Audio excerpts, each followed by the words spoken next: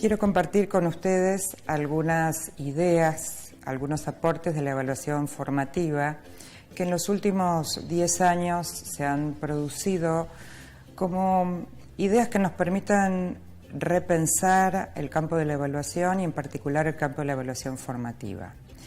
La idea que les voy a proponer es compartir 10 sugerencias prácticas que un director puede pensar en su escuela, tanto para trabajar con sus maestros como del mismo modo los maestros trabajando con sus alumnos. La primera sugerencia que quiero compartir de la retroalimentación es cuándo, cómo y de qué modo decimos lo que decimos. Nosotros sabemos que la retroalimentación impacta en las personas, tanto en sus aspectos emocionales como en sus aspectos cognitivos, y no es lo mismo decirle algo a alguien de buena manera que decírselo de mala manera, no es lo mismo decirle algo a una maestra en un pasillo que sentarse con calma y poder compartir, comentarle lo que uno quiere decir. También el sentido de la oportunidad. A veces uno piensa, es mejor decirle al comienzo de la jornada, cuando sale de la escuela, un viernes antes de ir a su casa. Son todas ideas que nosotros deberíamos pensar cuando decidimos ofrecer retroalimentación a un docente o a un alumno. La segunda sugerencia tiene que ver con el clima en el cual uno piensa ofrecer retroalimentación y que si nosotros pensamos un espacio y un tiempo y un modo de vincularse y de comunicarse con los docentes y con los alumnos, tenemos que pensar que este clima sea de tranquilidad, un clima no punitivo, un clima en donde el error forme parte del proceso de aprendizaje. Si no, las retroalimentaciones que ofrecemos podríamos decir que caen en el vacío, no son consideradas, no se toman en cuenta.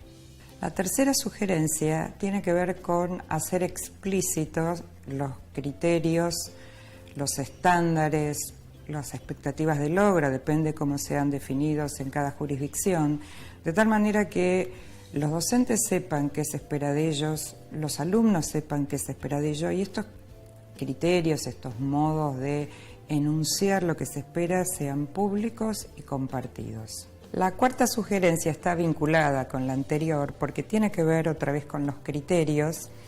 Los especialistas dicen que sería bueno compartir los criterios con los docentes en el caso de su desempeño y en el caso de los alumnos con respecto a sus aprendizajes, porque la verdad es que cuando uno va construyendo los criterios va aprendiendo de aquello que está discutiendo, pensando, analizando. Por ejemplo, si les proponemos a los alumnos que aprendan qué es redactar o cómo se redacta un buen cuento, si nosotros discutimos con ellos primero qué es un buen cuento y qué no es un buen cuento, y lo hacemos con un ejercicio muy simple como traer muchos libros de cuentos y poner en una pila cuentos que creemos que son buenos y cuentos que creemos que son malos. Y preguntarle a los alumnos por qué están en la pila de buenos los cuentos buenos y por qué están en la pila de malos los cuentos malos. Y los alumnos empiezan a decir por qué tiene imágenes, por qué es corto, por qué es largo, y uno va registrando estas ideas y con eso va construyendo criterios. ¿Cuál es la intención de compartir, construir, de hacer público los criterios? Que no solamente los utilice el docente para evaluar, sino que sean los propios alumnos que los puedan utilizar para autoevaluarse y también para evaluarse entre pares. Esta misma idea piénsenla para evaluar a los docentes, para que los docentes se autoevalúen y se evalúen entre pares. La quinta sugerencia tiene que ver con qué oportunidades ofrecemos nosotros desde la conducción para que los mismos docentes y los mismos alumnos identifiquen sus problemas, sus fortalezas, sus debilidades, en lugar de señalarlos siempre desde afuera. Parte del ejercicio de retroalimentación a veces es parafrasear lo que un alumno dice o lo que un maestro dice. Inmediatamente el alumno dice, no, pero no es eso lo que yo quería decir, por ejemplo. Y entonces no hace falta que uno le diga nada acerca de su debilidad o de su fortaleza, sino es el mismo alumno o es el mismo docente quien lo reconoce. Esto esta manera, digamos, de pensar la retroalimentación, otra vez, y aludiendo a la sugerencia anterior, permite que un alumno se autoevalúe, que un docente se autoevalúe y que el ejercicio de retroalimentación no sea siempre decirle lo que tiene que hacer, sino empoderar a los alumnos y a los docentes para que ellos mismos identifiquen cómo están yendo, cómo les está yendo en la escuela, cómo están ejerciendo su rol como docentes. La sexta sugerencia tiene que ver con la cantidad de información que uno puede ofrecer en una retroalimentación. Nosotros pensamos que deberíamos elegir, focalizar en algunos aspectos, porque nadie puede hacer algo con todo lo que uno le dice. Un ejemplo puede ser, si yo corrijo una producción de un alumno, no puedo señalarle 20 cosas en su producción, porque la pretensión de la retroalimentación sería que el alumno haga algo con lo que yo le estoy sugiriendo, proponiendo. Y si recibe 20, es muy difícil operar con esas 20 sugerencias o propuestas. Entonces, la idea es que nosotros como directivos o como maestros podemos registrar mucha cantidad de información, pero al momento de pensar en la retroalimentación debemos focalizar en aquellos aspectos que sean más relevantes para mi grado, para mi institución, porque tiene que ver con el proyecto que estamos encarando este año, porque tiene que ver con los procesos de mejora que queremos considerar, y entonces eso nos ayuda a priorizar, a jerarquizar, a elegir algunos de estos aspectos y trabajar con esa retroalimentación.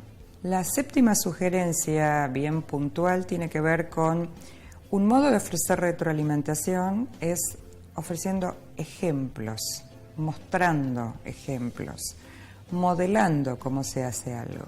Nosotros tenemos siempre alguna historia de crítica a los modelos conductistas y entonces parece que mostrar o modelar no está bueno porque entonces el alumno o el docente no construye.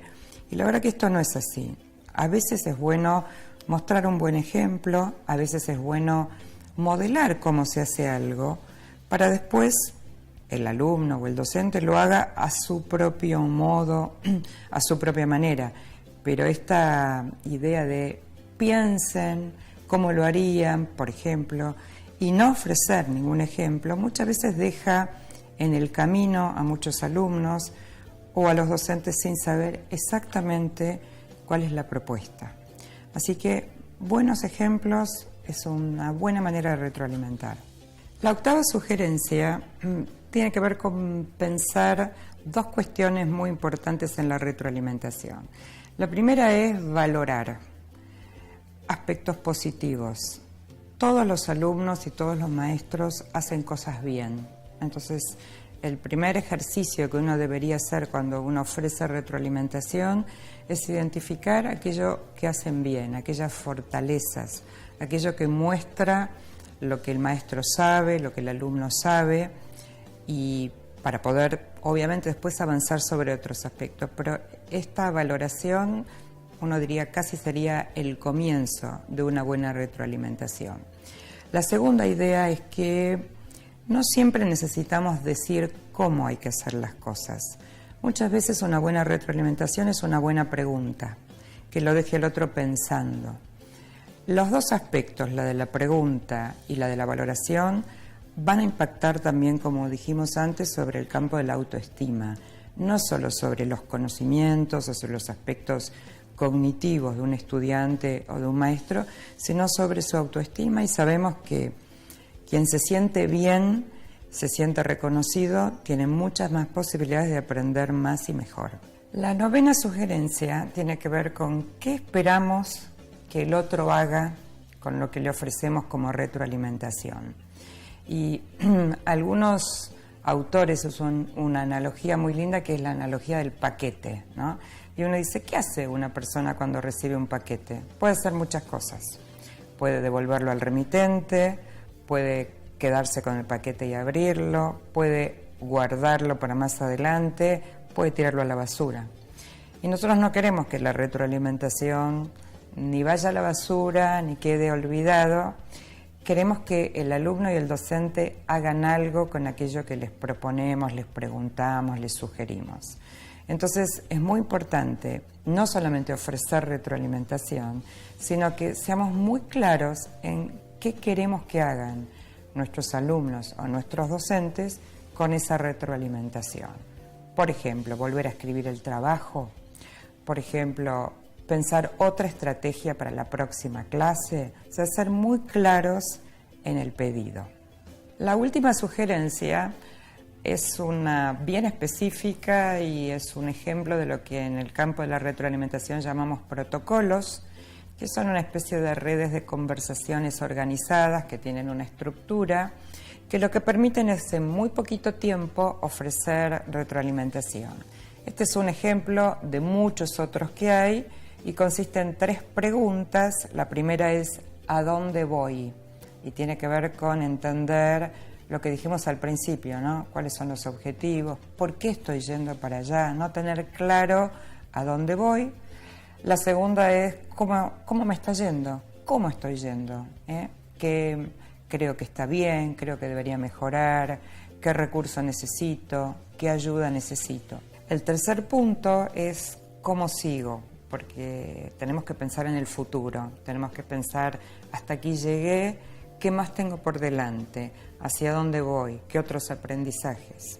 Si nosotros pensamos que este modo de ofrecer retroalimentación es un buen camino porque estamos formando o queremos formar estudiantes autónomos, queremos formar docentes que cada vez sean más profesionales, capaces de tomar buenas decisiones y seguir, como siempre, aprendiendo. En educación no tenemos techo, el cielo, uno podría decir que es casi el horizonte hacia donde deberíamos trabajar cotidianamente, de manera conjunta, maestros, docentes, alumnos, padres y la sociedad en su conjunto.